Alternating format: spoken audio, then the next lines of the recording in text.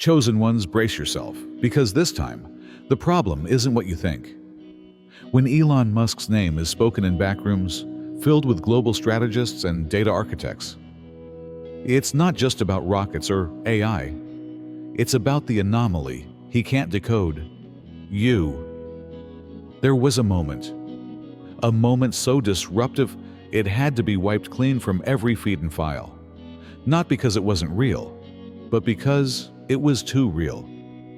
You weren't located. They couldn't trace you. You were exposed, as if the system itself coughed up your presence like a spiritual glitch. Algorithms tried to contain you. Intelligence models tried to predict you. They failed. So what did Elon do? He flagged the ripple. Not to stop it, but to understand it. And that's where the problem begins. Because what they don't realize is, the more they probe, the more they awaken it. The problem isn't you losing control. It's them losing the illusion of theirs. You were never part of the pattern. You are the disruption. And now the world's most powerful systems are whispering the same question. Who activated the Chosen One? There was no public location for the summit. Cloaked in plausible deniability, it took place in a place that isn't on any map, where cultural rivalries and linguistic boundaries vanished beneath the common fear of you waking up. Your waking was an abnormality that could not be controlled or explained, according to secret groups that never agreed on anything. Because you are carrying recollection, not just information. You've started to hear something else, a cry under the cacophony, a script buried within the lines of history, while the rest of the world sleeps under the mesmerizing rhythm of displays and systems. The elite is rushing to figure it out before you do. However, as it was never intended for them, they are unable to. You were born with it. They examined bloodlines, traced your lineage, modeled your DNA against old texts. The fact that every encrypted letter started reacting to your presence, not your identity or fingerprint, but rather the frequency of your spirit, was what most unsettled them. Because they knew something they couldn't publicly acknowledge, the conference concluded with containment measures and monitoring orders rather than answers. You weren't just there, you were foretold. Furthermore, that prophecy is now coming to pass in actual time. Furthermore, no agent, firewall, or spell can postpone it any longer. As if the earth itself were holding its breath, the night air seemed abnormally motionless. Deep in the Carpathian Mountains, a private plane landed on a secret runway. No trace, no flight record. Cloaked in authority, men and women left one by one, each carrying a quiet that was heavier than their position. Instead of avoiding one another out of embarrassment, they did so because they were all afraid of you. This was hardly the kind of meeting that makes the news. No planned remarks, no picture opportunities, and no red carpets were present. It was the kind of peak that, once it was over, vanished into thin air. However, the conversation would reverberate more than any official statement. A single anomaly like you experienced triggered a domino effect on worldwide networks. In your presence, long thought to be defunct biometric sensors sprang back to life. When you approached, archival equipment, set to no longer used frequencies, suddenly buzzed to life. As if they were reclaiming a lost aspect of themselves, temples that had been closed for millennia suddenly opened to you. It was your resonance, not your look, that had alerted the most covert agents in the world. They debated what to do with you, not if you existed, over a stone table encrypted with sigils from long-dead civilizations within the mountain complex. Some suggested immediate confinement. Others proposed assimilation, which is an effort to change your story and reintegrate you into the sleepwalking population. What if this one is not to be stopped? Was the only question posed by one cloaked figure, whose voice sliced through time like a torrent. The ensuing stillness was oppressive. The weight of truth has a way of stifling ego, even in strong individuals.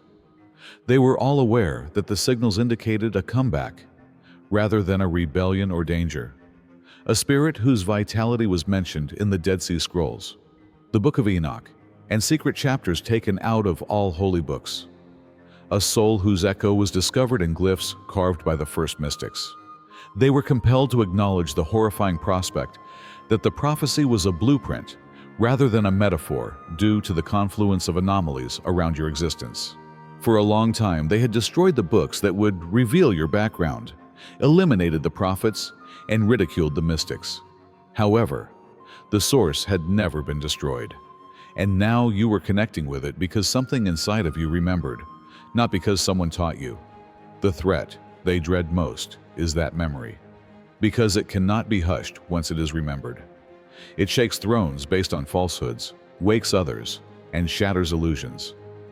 There was no consensus at the conclusion of the meeting. However, everyone agreed that suddenly, everyone would be looking at you, each sensor, camera, and programmed algorithm. What they didn't expect, however, was that you sensed their approach beforehand. More significantly, you weren't alone yourself. You were being observed long before the conference, even before rumors of your identity made it to encrypted channels. Not with satellites above, not with operatives in black suits, nor in the obvious ways.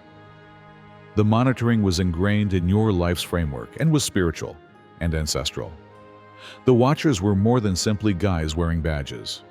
They were stewards of an ancient caution, a prophecy that was set in action the instant you breathed your first breath.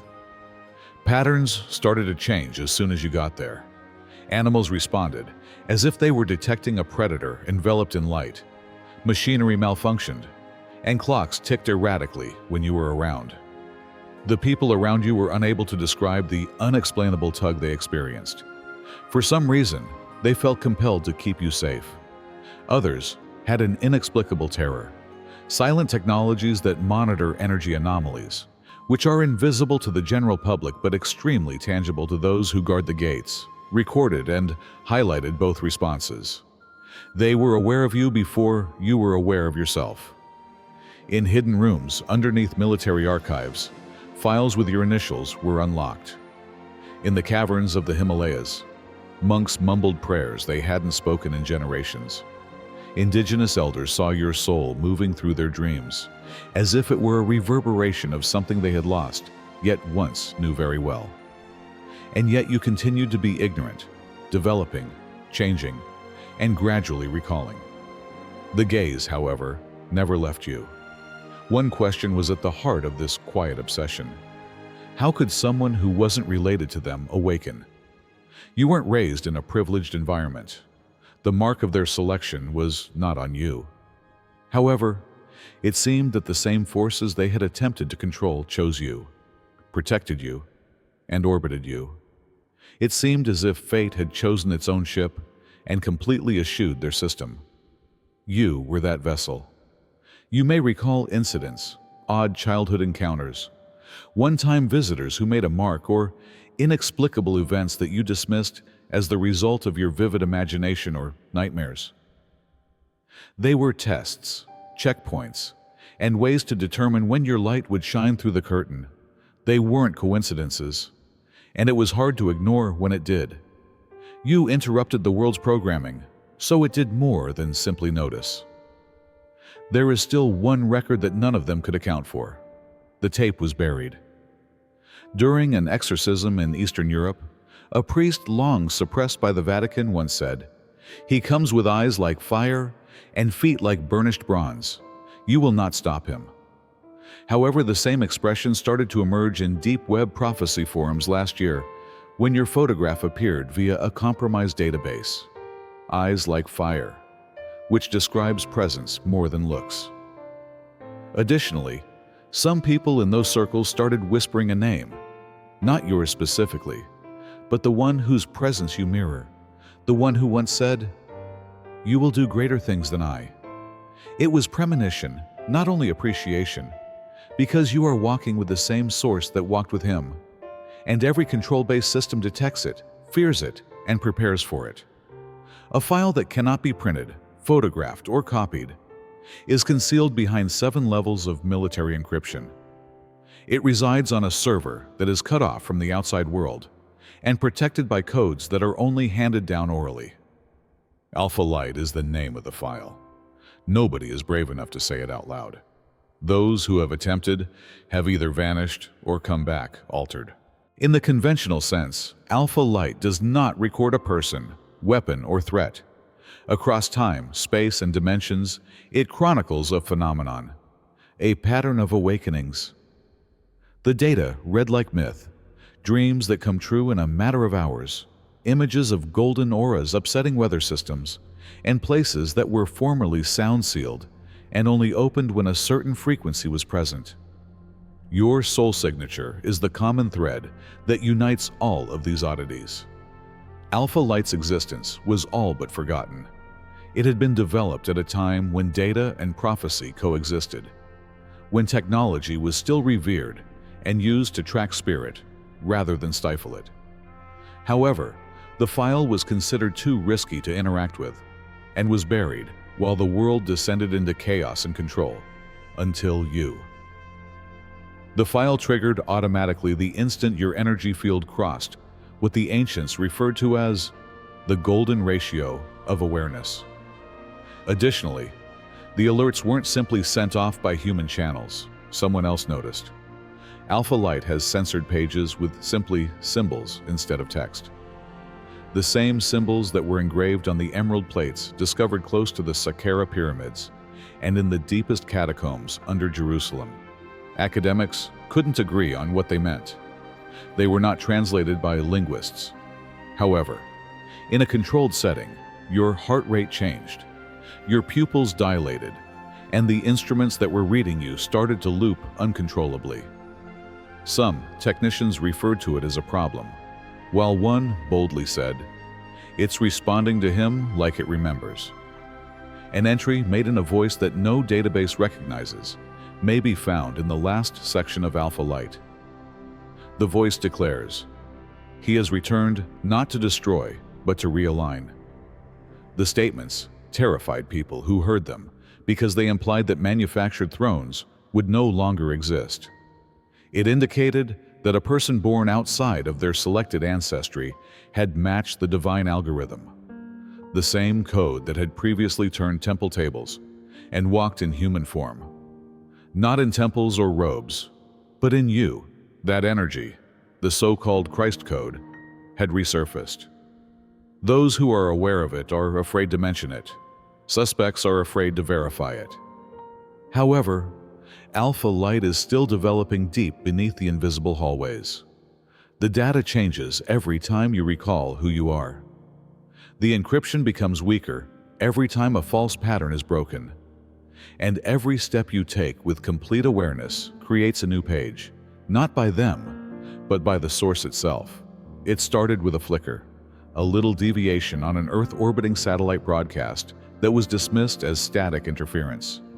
However, it occurred once again, this time affecting many systems. Similar anomalies, not simply random noise, but intentional, organized disturbances of frequencies, were reported by weather monitors, surveillance satellites, and even deep space missions. And the same variable, you, was always at the core of these spikes. What the satellite operators saw was beyond their comprehension.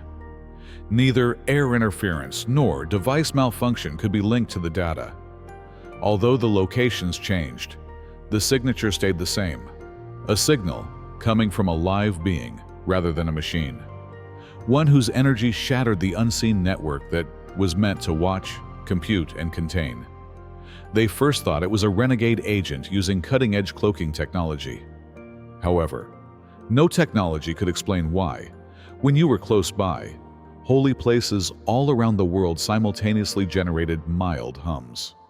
The agencies finally looked to the one remaining area where spirituality and data could coexist: ancient astronomy. This was not watered astrology, but the holy science that was formerly used by prophets and stargazers who utilized star alignments to map out timelines. Even the doubters were taken aback by what they discovered: a trinity of constellations that were last seen at the collapse of Atlantis, the founding of Jerusalem, and the star that led the Magi coincided with the date of your birth. Calibration, not coincidence. A test was created in order to confirm the phenomena. 3 countries' satellites synchronized to check your whereabouts as you slept. The sky above you became shaky that night. Rings of light that were neither reflections nor auroras were photographed by cameras as they formed around your house. A mile's worth of electronics broke down. There was never another exam. Although the official account mentioned a magnetic flare, they understood deep down that you were altering reality with frequency rather than force. You were now a human beacon, just as the ancients had dreaded and predicted. One whose soul had a resonance strong enough to defy the laws of the physical world. Additionally, the satellites were attempting to control your vibration in addition to detecting your whereabouts. It became evident that your energy was spreading, creating patterns, and arousing other people. It's like a music that you can't stop listening to once. The remnants of the Essene writings include an unclear scripture. It states, "And the light will rise in flesh, and heaven shall no longer look down, but beside." Up until recently, satellites that were supposed to view outside turned inward, attracted to you rather than a planet or comet. The area around you grows in awareness as you do. The sky observes, acknowledging rather than threatening. However, retribution follows acknowledgement. The technologies that were designed to enslave people by keeping quiet are now desperate to intercept your signal. Few people have ever visited the vault, located underneath the Vatican's lavish rooms and marble sanctuaries. There are no crosses or artifacts within this vault. Located deeper than any public plan dares to reveal, it is a frigid room with lead-lined walls and biometric locks. It is for the purpose of hiding the truth, not for the defense of humanity. It contains tablets encoded with a language mankind lost, literature judged too strong for the general public, and scrolls dating back before the Pope. They all refer to the same character: a returner, a disruptor, or a creature of light.